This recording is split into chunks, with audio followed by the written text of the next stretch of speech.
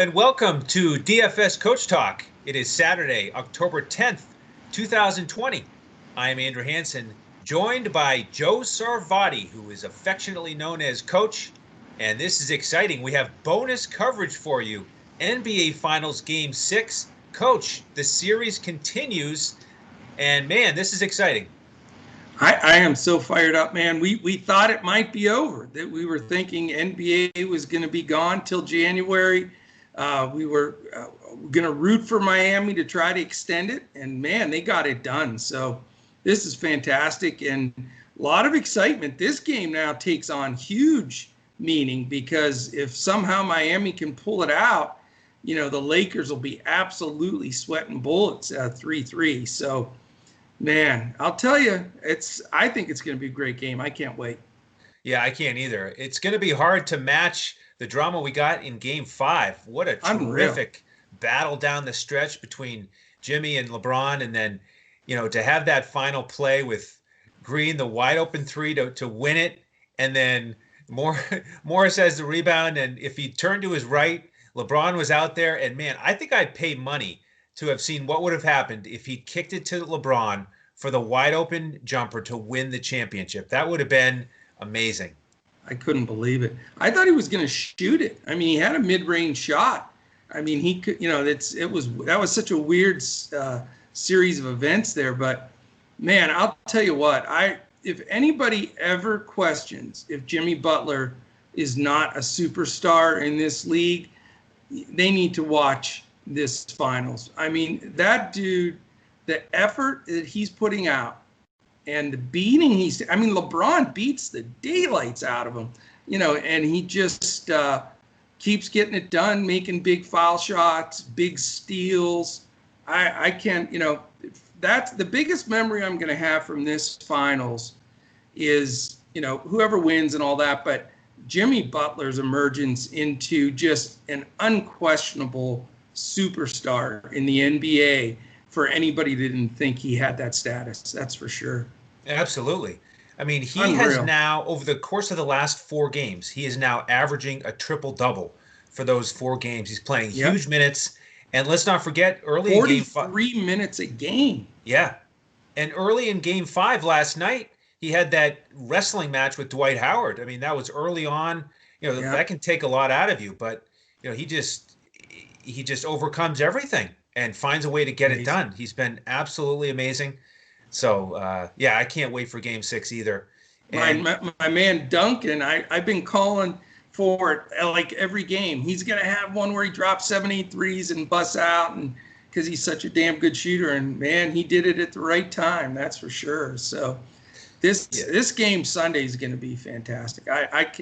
Could not be more fired up. Yeah, we've got a lot to get into. And once again, we're letting Coach be the analyst here. And this is October 10th, so it's the 10-10 episode. And so we need a perfect 10 analysis from you, Coach. So I hope you're ready. Wow. Okay. I'll give it my best shot. That's for sure. All right. Excellent. Well, we've had a great summer here in the bubble. So let's see if we can finish on a high note if this is, in fact, the last game. Before we get into any of the numbers, I want to thank our presenting sponsor here, BetUS.com.pa.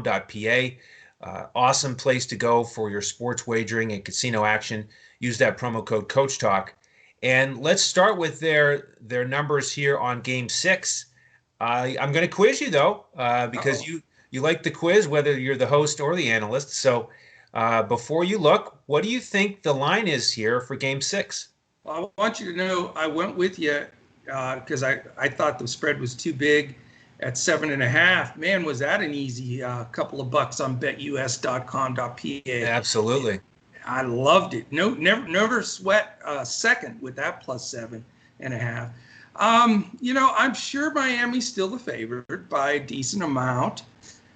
Closeout game.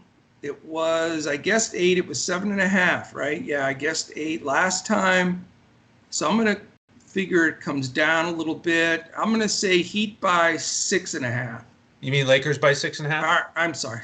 Yeah. So, well, are you predicting a 7-point win for the Heat? Your money's definitely going to be on Miami, huh? Oh my God. What kind of odds could I get for that? Oh, yeah, Jeez. you'd get great odds for that. So the actual number, it has come down. It's Lakers -5. Holy cow. So Wow. That's way down from 7.5 to 5. the Heat have finally gotten the respect of Vegas. I mean, it's on now. It's legit. And I mean, that seems like a big move right there. And that's significant.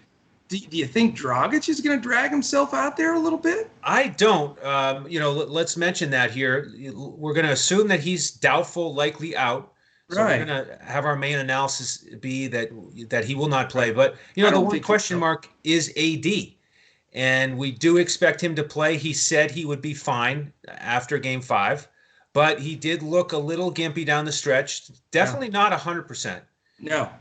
He banged his right heel, then he twisted his left ankle. So I think it's that combined with just that outstanding performance by Miami in Game 5 that's contributing to that line move. It must be, man. I'll tell you though, AD kills me. I mean, I've literally seen someone get shot by a gun and like take 2 bullets and go down, and it was more graceful and with less pain than he goes down when you would think the guy's done for his career. Seriously. I mean, I was worried that he'd blown out his Achilles with the way that he reacted. I thought so right away. Yeah. And he took the back of his foot. He was dying and he was up against the wall. And I mean, my goodness. It took like 14 replays for me to finally see what happened. And it was just that his right heel hit the Miami Heat player's knee. It was just a little tap. I don't get it. Now, I know, I mean, the guy's playing great. He's an awesome talent. But, man, oh, man, you talk about a guy. The other thing he does is at least 2 or 3 times a game he gets poked in the eye. And he's standing there like this with one eye open and just like he can't see. It's like, I've never seen anything like it. I haven't either. It's hilarious. But I do agree with you. I don't think he's 100%. But you know what? It's Anthony Davis. So it's not like anybody else. I guarantee you, blow for blow and bruise for bruise and twist for twist, Butler's way more banged up than he is. And, he just doesn't show it. I mean, he got smashed in the head by Howard. He should have been thrown out for that. Yep. And, that rang his bell, but he got up and got it done. He sure did. Yeah. So, I'm with you. I as far as the analysis, and I've been working on this almost since the last game ended, I'm going to, in all my stuff here, I'm going to assume that everybody's 100% go except for Dragic, who's 100% out. So that's the way that I handicap this game. Okay. And then in terms of the over-under, do you want to take a guess I went at that? 216. It's 2 points. I'll say 214. 214.5.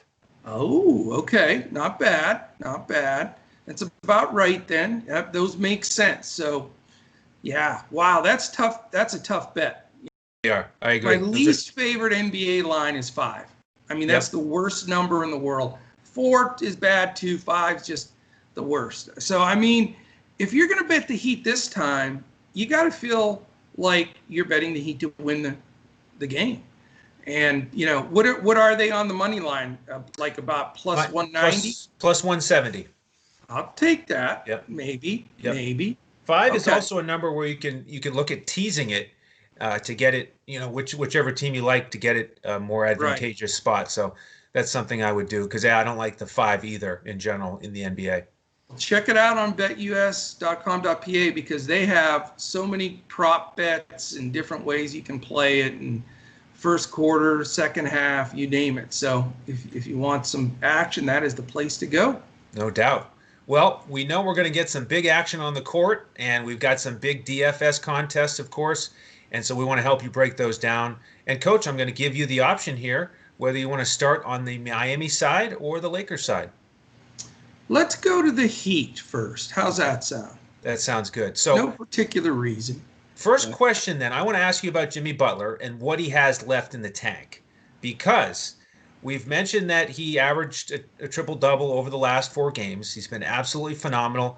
We both have touched on the minutes. The last 4 games, he's played 45, 45, 43, and 47 last night. Amazing. And to me, after the game, it looked like he was a little bit out of gas, and you have to figure, no doubt, you have to figure that he is, and it's short rest, quote unquote, here for the NBA guys. It's only Saturday today off, and then right back at it on Sunday. So, is it possible for him to get another triple double, push for 70 fantasy points or more on DraftKings, or maybe will we finally, see Butler's performance and think that he might actually be human? How can you sell him short? The run he's on right now and the guts he's showing, I'm not going to bet against him not being able to come out there and get it done. I mean, he's proven himself over and over. The thing that I want to have a question for you, because I don't get this from the coaching standpoint. Why does Vogel continue to switch the pick, and then somebody that shouldn't be guarding him gets stuck on him? It happens constantly. They did it like 4 times where Markieff Morris was stuck guarding him, or the Howard was stuck guarding him, and he's going to drive past those guys. And he's not a great shooter at all from 3. So, if you just keep the guy that's supposed to be on him, get over the pick, or don't switch it, or, whatever. But I don't understand why they put themselves in that hole. Like the last play where he got fouled by Davis and made the 2 foul shots to win the game, it was the worst defense I've ever seen. All they ran was a simple pick and roll up top. Right. And Markieff Morris froze. And they both stood there and just let him use the pick to go to the hoop. Davis had to come over like crazy to smash him. And if he wouldn't have got smashed already, he'd have just handed it to Bam to dunk it. So both guys got blown. So I don't understand that. They need to change their strategy for this game if the Lakers want to win it. They cannot continue to switch a lesser defender. And Spoelstra knows it. So they're identifying it.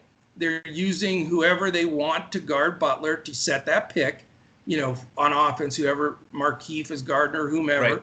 And then they're not doing anything to change that. So they're either going to have to run a double at him or do something, just like Miami did to win this game. Miami won that game because they said, and I'll tell you, I got to give credit to Jeff Van Gundy. He said exactly what I had just said to my son. I said, you do not let Anthony Davis or LeBron beat you here. Right. You double both of them, and you literally let KP or Green or those guys shoot a wide open shot before you let those 2 guys beat you. And they did, and look what happened. Green, almost shot an air ball. It barely hit the front of the rim. And that's the way you do it. And if I'm the Lakers, I say that same thing. I am not letting Butler beat me, because I'll tell you, you were right, and it cost me in this game. Bam is not right. He is either hurting, or his confidence is shook because of the games he missed, or he's not back in the rhythm. But he looks like maybe 60% of himself. So that means all of that weight is on Butler's shoulders. Now, the Heat got lucky because Robinson was draining a bunch of threes, but still, every big basket, every big steal, every big rebound. So, if I'm the Lakers, and I'm going along with this because it really came into how I built my lineup here, is if I'm the Lakers, I find a way, somehow, some way, to double, switch pick, go under the pick, whatever you have to do to not let Jimmy Butler take the damn ball to the hoop or shoot a mid-range jumper. The only way Butler beats me is if all of a sudden he makes 5 threes. And you live with that, because I don't think that's going to happen. So I say that because I can't imagine, knowing what's on the line here, that Vogel and his staff aren't going to try to figure out a way to eliminate him going to the basket. I agree with you. Yeah, great analysis. Jimmy Butler has been victorious, so to speak, in everything the Lakers have sent his way, every matchup, every scenario, left side, right side, top of the key, posting. I mean, how about that move late in the 4th where he drove towards the right block, turn around, little Dirk fall away? Ridiculous. But did you see who he made that on? I'm trying to remember. Was it? It was Markieff Morris. It was Markieff. And the problem, you know what? Give credit to Butler, but give as much credit to Spoelstra.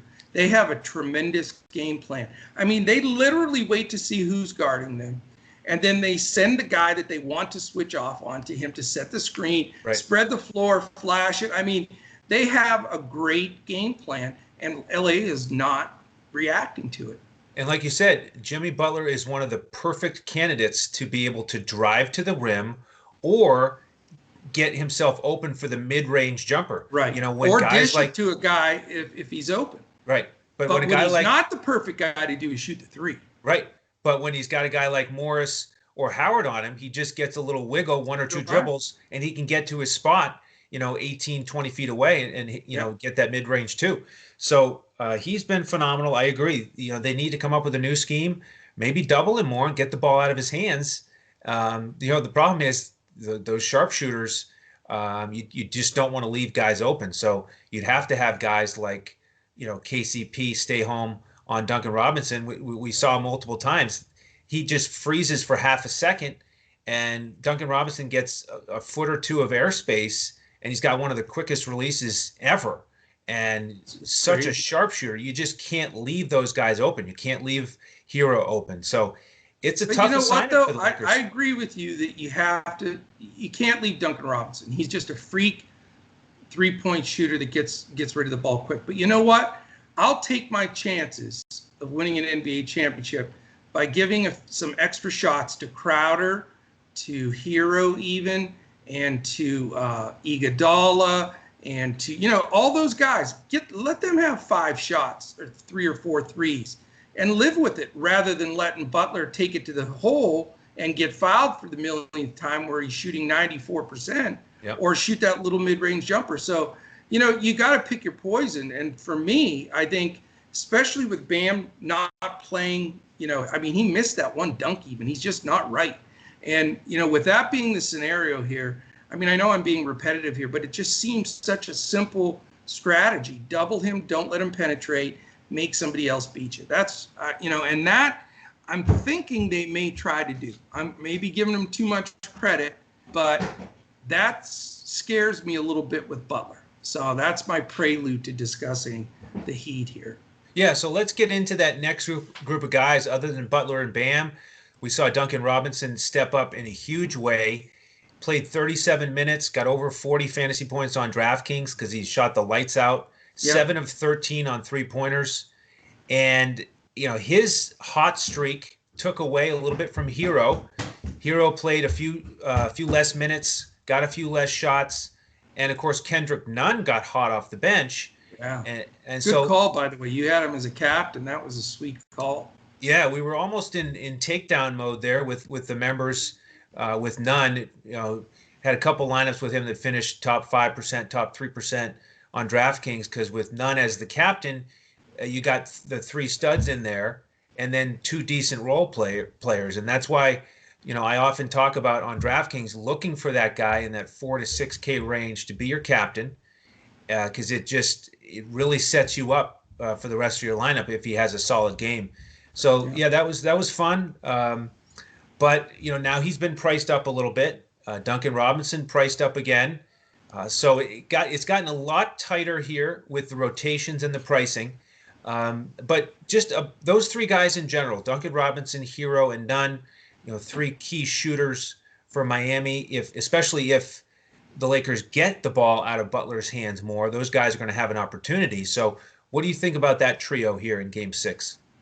Well, the thing that stood out to me, and I have not ever seen this in a showdown slate in the NBA that I can remember, and it's LeBron and Davis are the 2 most expensive guys on both sites, FanDuel and DraftKings. But would you believe me if I told you, this goes to show you how lopsided it is with the LA performance. The next 6, there's only 5 guys on the court at one time. The next 6 guys are all Miami Heat. So that is like the most hilarious thing ever. If that doesn't tell you that you have to play LeBron and Davis, you have to, because they literally had 81% of the points in this last game, if I'm not mistaken, for that team. So, again, and I'll just go through the 6 because I just find it mind-boggling that there's not a third guy for the Lakers that can bust the top 6 for Miami. But, Butler at 11-4, and this is DraftKings. Butler at 11-4, Bam at 9-6, Hero at 9, Dragic at 8-4, even though he's not going to play, but he's still priced there. Duncan Robinson at 7-6, Jay Crowder at 6-8. So you've got 6 guys in a row, even though one's hurt. And then you just have Pope that sneaks in there, and it's right back to Kendrick Nunn again. So you have 7 out of 8 guys. So, to me, that's what I want to mention is this, what we discussed now with this group of Heat guys, I think is going to be the differentiator, because almost everybody's going to have LeBron and Davis. So the question is, how do you build out the Heat guys to fit in and then go down and get some value? So that's where I think it becomes a question. So tell me the 3 guys you wanted me to comment again on. I want to know about these shooters: Duncan Robinson, Hero, and Nunn. Okay. Well, I didn't play Hero the last time around because I don't like quite the way he's playing right now. I think he's feeling it a little bit. And he really hasn't had a bust-out game. He's been okay. But Game 4 was good. Game 4 was his best. It was good. Back down to earth in Game 5. Yeah. And, at that price, $9,000 on DraftKings, and, now he's all the way up to $11,000 on FanDuel, I don't feel confident enough in his game right now. So that's one. Kendrick Nunn, he's had 2 very, very efficient games off the bench. I just think that's sort of his ceiling games right now. So if that'll get it done for you, what did he finish with? Like 25? Yeah, 24 and a half. Yep, on DraftKings. Yeah. Yep.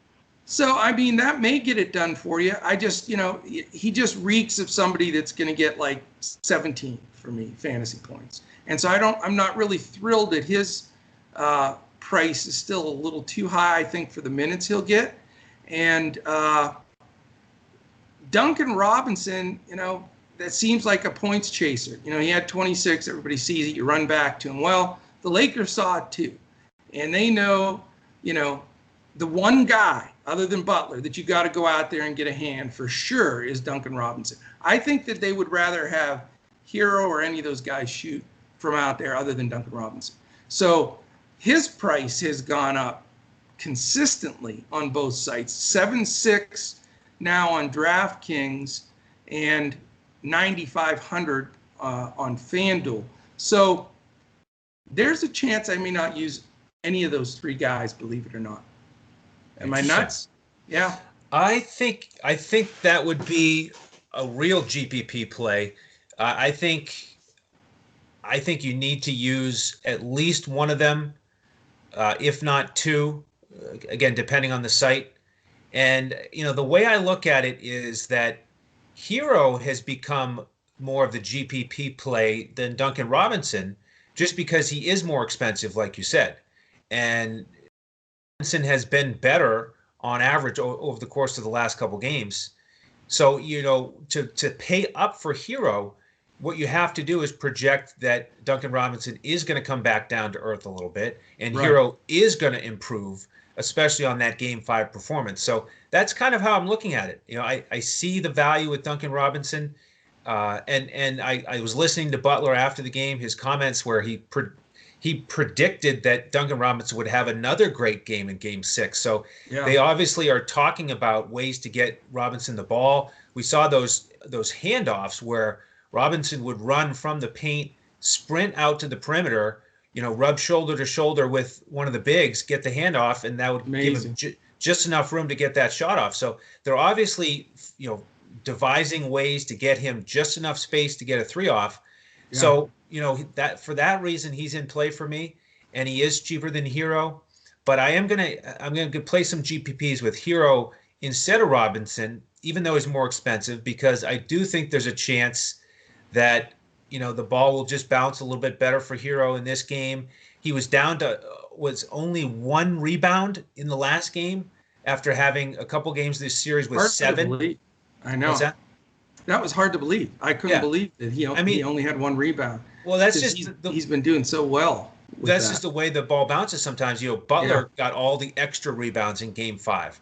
So, if that comes back a little bit, then, I like Hero's opportunity here, kind of a buy low situation, even though his price is higher, buy low on the recent performance and hope He'll have for a lower ownership probably than Duncan Robinson, which is shocking. You would have never guessed that at the beginning of the series. But, the thing with Duncan, too, just to mention, he did grab 5 rebounds. When he can get in there and get a few rebounds, he had a couple of assists and a steal. So, once he needs a little ancillary help there with those threes, then he can really do well. But the problem is, 2 games ago, he had 1 rebound and, 1 steal, not really much of anything. The game before that, he did okay. But the game before that, no rebounds, 1 steal, no blocks. So you just wonder. I mean, there's games. He did have a game in this series where he had 0, and he had a game with 9 points. So, I'm with you. I mean, he's the hot guy. They want to get him the ball. His release is the quickest. I mean, he reminds me of a combination of like J.J. Redick coming off those curl screens, catching it, and sort of like old school here, but Reggie Miller, when the ball would barely hit his hand and it was up. So I don't even think he saw the basket sometimes. He just felt the shot, and Robinson's sort of like that. So plus he has size. He's not a short kid either. That's the thing that makes him really good as compared to Redick and some of the other great shooters is, he's got height. I think he's a clean 6'6", maybe. And so, so I like him. He would probably be the guy of the 3 that I'd go to, but I just want to try to figure out if there is a path, to put Butler or Bam in there. I'm sour on Bam, but it's probably a false sour, and I think a lot of people probably feel like I do. They saw him miss the dunk. They heard the commentators keep saying he didn't look right, and I agree, but, big minutes in a position like that, it's not, he still gets blocks. He gets a lot of stuff, So I'm trying to figure out if I can put Butler or Bam in somehow, some way with LeBron and Davis, one or the other. Is that going to be possible? Well, it's not going to be possible on FanDuel just because of their price as a trio. You'd have to go with somebody in your lineup who's not going to play. Okay. You could get Dwight Howard in there for a few minutes, and then you'd have to go to somebody in the $6,000 range who's not going to play. So the only possible way you get those 3 guys together is on DraftKings. If you use a cheap captain, you'd have to use somebody like Iguodala or Caruso. And so that's the way to do it. And so let's talk about Iguodala and Crowder. Those are the last 2 guys on the Heat who we haven't mentioned. And, again, from the big picture scenario, if you didn't notice, only 7 guys played for the Heat in Game 5. Yep. The Lakers had 9 guys in their rotation. So it's just a much tighter scenario.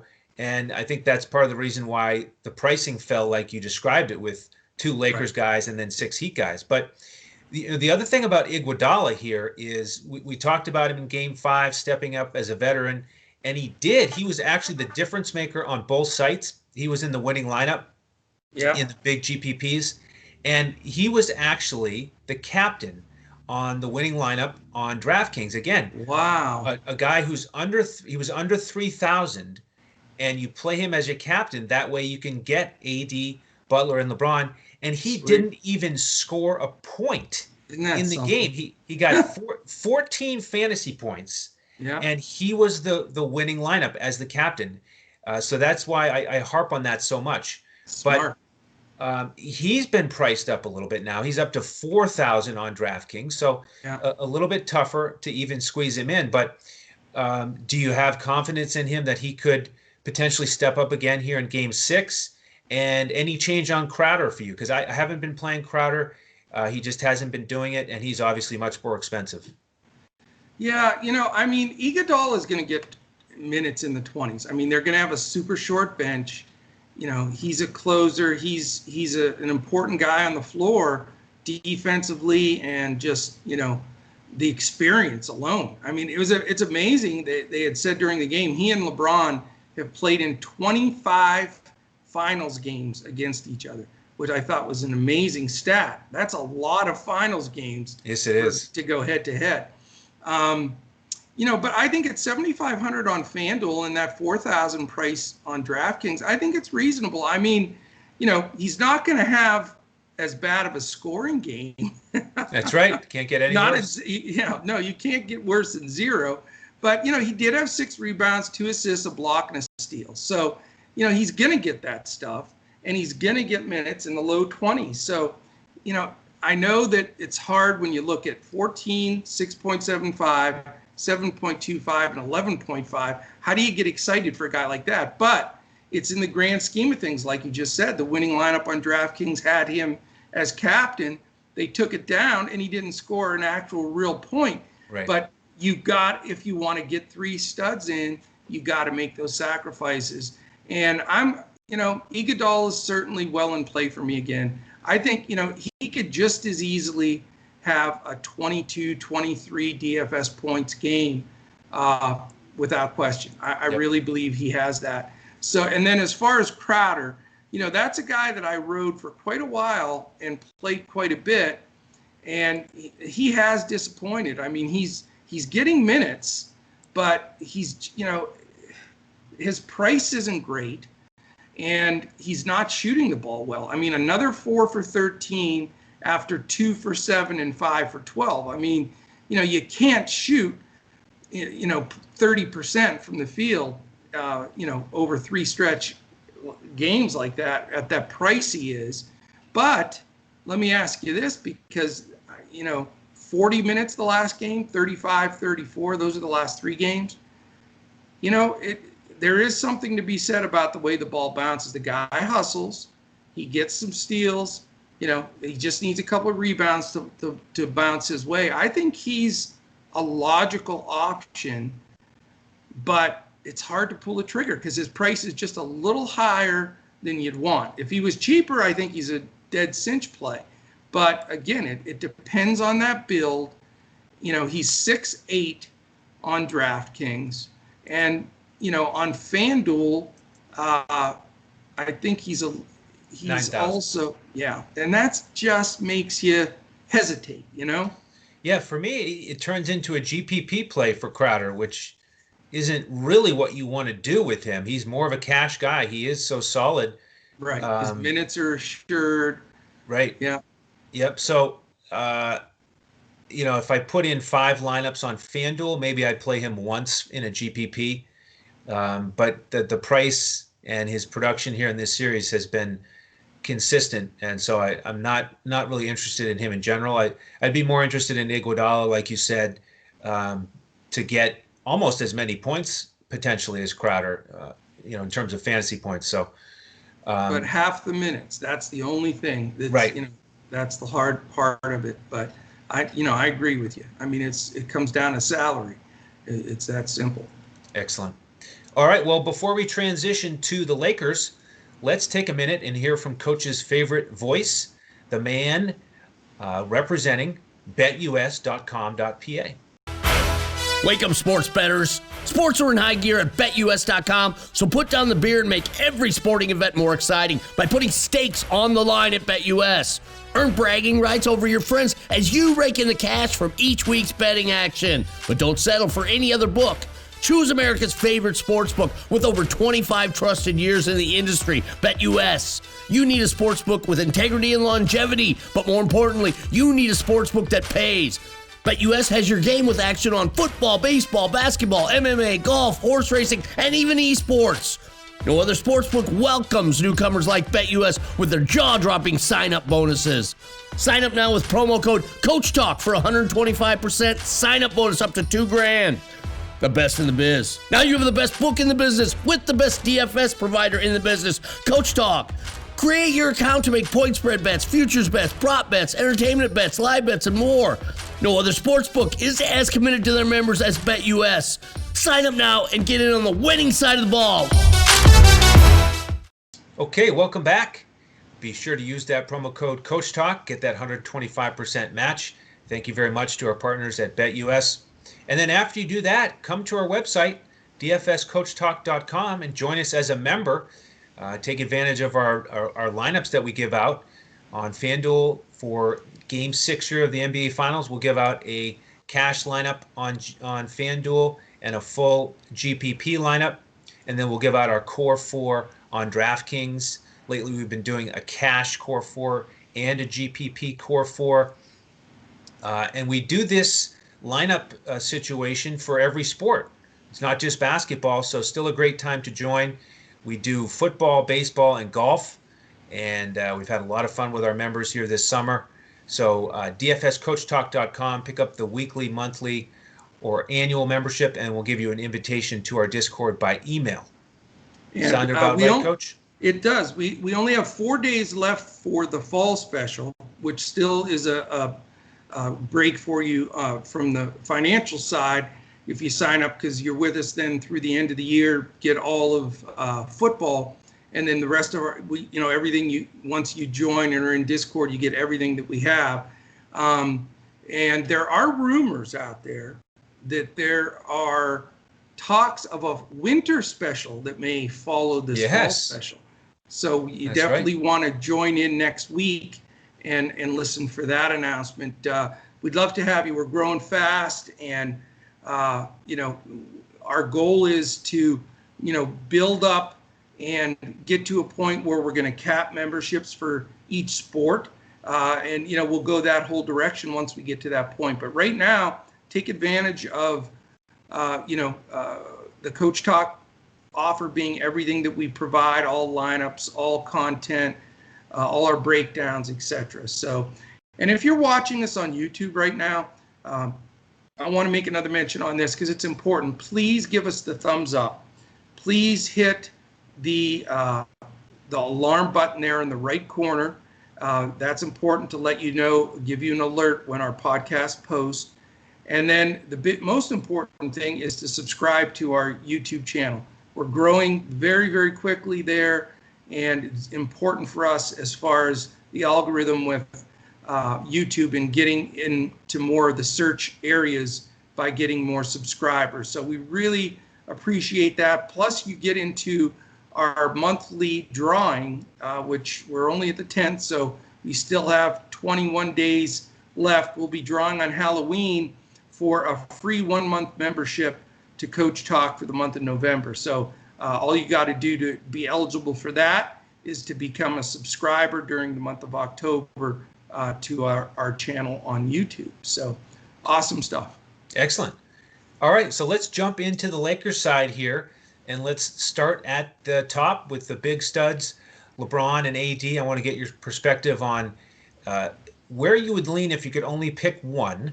And I'm going to give you my quick perspective on this. Even though LeBron is a little bit more expensive on both sites, to me, I view him a little bit more as a cash play out of these two. I just feel like I can trust his output a little bit more with the setting here in Game 6. AD a little bit dinged up, and I look at AD more as a GPP option, where I'm just not as confident in what he'll do, but I certainly recognize his incredible upside. But what are your thoughts here on this duo before Game 6? Well, for once in my life, I'm going to be very short-winded here. I know no one's going to believe it because I go on and on and on.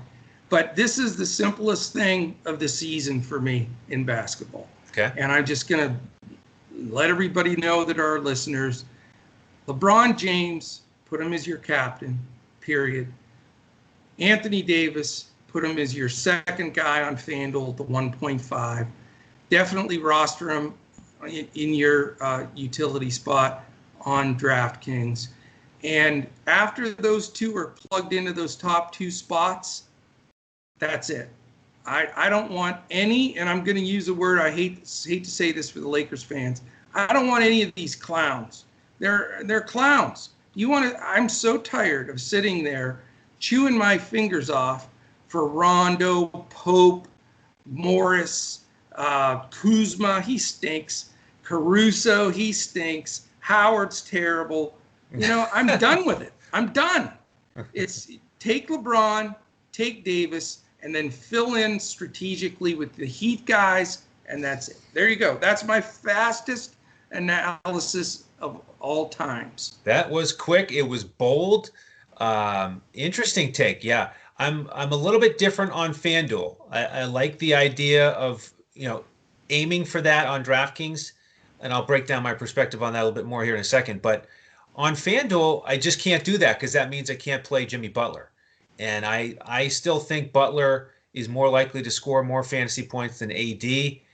The big question mark is Butler's fatigue. I really am nervous about that for him. Sure. Can he finally hit the wall and be, again, somewhat pedestrian for him and not have triple-double type numbers? But like you said at the top, I don't really want to bet against it. So I don't either. But, also LA should be doing some type of strategy also on top of that. So you got the double concern there is, does LA adjust? And is he somehow, human, I guess. But I'm with you. Okay.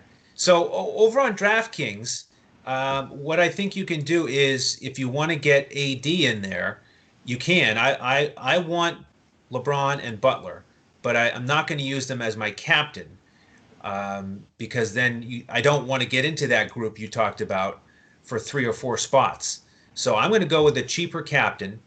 And if you want all 3 studs in there, then like I said earlier, you got to have somebody like Iguodala or Caruso as your captain. Or if you go in the mid-tier for your captain, then you can get 2 of the studs, and then you fill out your roster. And in that case, I'm not going to play AD. I'm going to go with LeBron and Butler. And some of the mid-tier options you can look at are unfortunately guys that you don't sound too excited about playing. Clowns. Yeah, we got KCP, Rondo, and maybe none. But KCP is kind of growing on me here as a potential captain. Yeah. He's actually he had a dead nuts 3 that would have put the game away too and airballed it. So. Right. Well, I mean, I'm not saying that he's that I'm ready to select him as my favorite shooter in the league, my most clutch player in the series. Yeah. But I do like that he's had 4 out of 5 games, right around 25 fantasy points on DraftKings. Yeah. And that's all you need. It's not bad, but he's not super cheap though. He's not super cheap, but he does allow you to get 2 studs in there and play some guys after that you can be excited about. Yeah. Instead of having to go to somebody like Markieff Morris or somebody like Caruso, or Kuzma, you don't have to play those guys. So that's my thought there in terms of the overall strategy with those two big guys for the Lakers. Now let's get into that middle tier of the Lakers a little bit more here because, it is a big group. It's a bigger group than Miami. There's 7 other guys other than LeBron and AD who are in the rotation, who you have to consider, and you might just cross them off the list. But, is there anybody else you like at all on the Lakers side? I'm just so down on all those guys. It's not even funny, but, if I'm forced to use a cheap Laker, I want to go as cheap as I humanly can go, which is Markieff Morris. Because I don't like him. I don't like him. I don't like Howard. I don't like Caruso. I hate those guys. But, if the only path to get the rest of the guys in your lineup, I think you can feel safe at least, although he sucked this last game defensively. Do you know what his final line was in this game? Fantasy points? Markieff Morris? Yeah, it was negative on both sides. Minus 0.25. Now, that's tough to do. That is not easy to do when you're out there. And you know what? He did it in 22 minutes. 23 minutes. 22 minutes, 33 seconds. How can you? I mean, that's just unbelievable. He looked sluggish. His legs. He didn't have terrible. The first. Yeah. He looked terrible. So the question is, does Vogel see that? Does the staff see that? And does he sit? Maybe he doesn't get the minutes. So you got a risk there. You could take a goose egg, although that would be better than minus 0.25. But, there's your risk. So you play Morris, you take a goose, you're dead. That sucks. But, how excited can you? I mean, you tell me. You know how I feel about these guys. Can you get excited at all about these other Laker dudes? I mean, how do you trust Caruso and Kuzma and these guys? I don't know. I can't even make a case for them. Well, I'll make a case for them, and part of it is just lineup construction necessity. I think you need to play one of them, almost in all scenarios.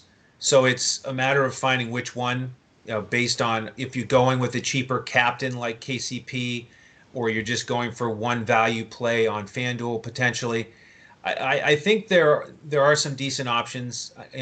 KCP and Rondo, I do like, really on both sites. Those are the two guys out of the group that I would consider on either site. But are they cheap enough, though? I mean, I don't know if it solves your purpose of getting the studs in there. Yeah, they're not dirt cheap, are they? They're just cheap. They're just cheap enough. Rondo a little bit much on DraftKings, but they're both playable on FanDuel. Okay. But the next tier is really let's get into it here. That's the nitty gritty where you really got to evaluate and think about it if you're going to actually roster one of those guys. So Kuzma to me is a GPP option on FanDuel because he's cheaper than Markieff Morris. He got around the same minutes as Markieff. And in Game 5, Markieff was out there for all that time. He only went 0 for 2 from the field. He just didn't have it. He wasn't getting open. Wasn't shooting. Kuzma went 3 for 10. And give me 10 shots again from Kuzma in Game 6. Maybe he makes 5 or 6 of them. Maybe he is a little bit more aggressive, gets 4 or 5 rebounds, a steal or a block. Bottom line is I think he can pay off the value in the GPP. And like you said, if they just say, you know what, we don't really want to see Morris at all, or maybe we'll give Morris five minutes in each half, then maybe Kuzma gets a few extra minutes. And what happens if AD is limited? What if he has to miss a few extra minutes? Kuzma is going to step up there, and they're going to rely on him for scoring. So I like Kuzma on FanDuel as a potential GPP play. And then with Danny Green and Caruso, Danny Green I have not played barely at all. Don't really want to play him, but he didn't play bad other than that last shot. He was 3 for 8 from the field. He was 2 for 5 on 3-pointers. He got 24 minutes. And with how he's been called out in the media, we had Brenton share that taking a beating. The tweet from Snoop Dogg all over him. I mean, he That's can't just terrible. He's not just going to hear that and see that stuff and then just kind of go about his way and be okay with it. I mean, he's going to come out aggressive and give it his best. So there's a GPP option on on DraftKings. He's a little bit cheaper. And then Caruso is just so cheap. Again, he's basically half the price of Rondo on DraftKings. He's only had one game at 20 fantasy points in this series. So he just hasn't been doing it. He hasn't been involved enough. So it is a GPP play based on his price. I would consider him on DraftKings. I'm not really excited about him, but I think you have to play with it and analyze it in that way because we know that if one of them spikes, they could be the difference maker in a GPP. I mean, something's got to give. The salaries are tough. I mean, and especially if you're going to do like I am and ride LeBron and Davis, I mean, you've got to make hold your nose on somebody. I mean, it's more than likely you're going to have to do that. But I would rather do it with the Heat guy because they can all pitch in, and there's only 7 of them playing, and I think they have a higher propensity to contribute than the rest of the Lakers cast after LeBron and Davis. The other thing I think will happen, and I've said it every game, and I know it's repetitive, but it's continued to go that way every game. The Lakers are better when they go smaller against this Heat team. It's just the matchups. And I think you're going to see Howard with minimum minutes again. You won't see McGee. I think Morris after that performance will probably be reduced minutes. I think you're going to see Anthony Davis playing mostly center. And so, like you said, you're going to get smaller lineups. You'll get, guys playing bigger. And it doesn't matter when you have LeBron out there because he's a a 1, 2, 3, 4, 5 himself. So, I think that's probably the route it will go, which means, it is really Russian roulette trying to figure out of all those Lakers guys who's going to step up. I will say that in a closeout game, I expected Rondo to play better and play more this last game, and he didn't. And he usually shows up. So I know his price isn't phenomenal, but he certainly could be a guy that could be a slate changer as well. Yeah, and he's 0 for 8 on three-pointers in his last 3 games. Right. And so, again, if he just turns it around, hits a couple of those, all of a sudden it's a much different story for Rondo's fantasy output. And if they go smaller and do play Davis, they like to bump, LeBron to the wing and let Rondo play the point. I think that's their best opportunity to win, and not try to force Morris or Howard or any of those chumps, in there that just screw everything up defensively for the Lakers. So I'll tell you, there's a lot of intrigue here. A lot of coaching strategies going to come into play. But, I'm going to be silently rooting for the Heat because I like the Heat, and I'd love to see a Game 7.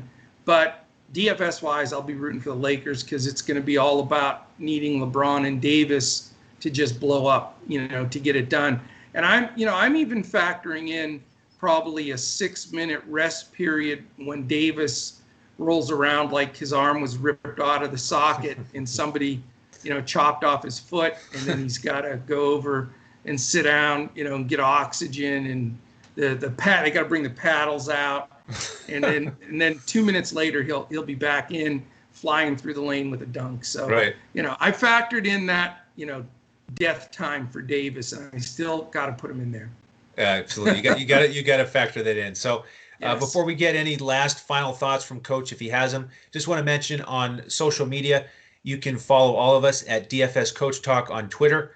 You can follow the coach at JOESARVADI. You can follow me at Language Olympic. You can follow Shane, who's grinding right now for our NFL podcasts, at DET Sports Shane. We'll have those 2 NFL podcasts late tonight. So be sure to tune into those. We'll do one for the main slate where we go position by position, and then one for the Sunday and Monday night primetime games. Awesome. And charity of choice here at DFS Coach Talk, mambaon3.org. That's MAMBAONTHREE.org. Coach, any final thoughts before the monstrous clash in Game 6?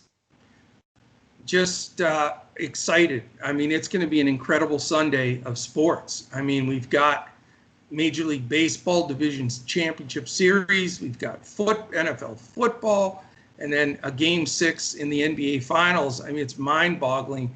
It's been great that today, Saturday, we actually are getting somewhat of a breath, watch a little golf, prepare. But, check out this pod. It'll post in the afternoon, so you have all the way until tomorrow night when the game's played. Check that out. Certainly follow Andrew and Shane with their terrific football podcast. We had a treat today. We got a picture of Shane as a toddler in our Discord. We did. That was Hey, anything to bring a little chuckle here. We'll take it in 2020. We beat each other up in there so bad it's not even funny. But no, it was great. You got to catch those guys though. They're terrific. They've been red hot in football so far. And then my last piece of advice is ride LeBron and Davis. Figure out that Miami rotation to make it fit financially. And if you do have to hold your nose on a guy, that's one of those guys that I called clowns and stink and all this, and they're going to be NBA champs probably. But if you do have to hold your nose, figure out which one fits, click it in there real quick, and don't look at it. Just get it in there, make it work, and take it down. So I do want to say one last thing though. Don't be afraid, and I love your strategy. I know that Iguodala in the captain took it down. You've done phenomenal with your captains like none.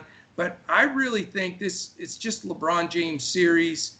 When I played him in captain 2 games ago, he had 102.75.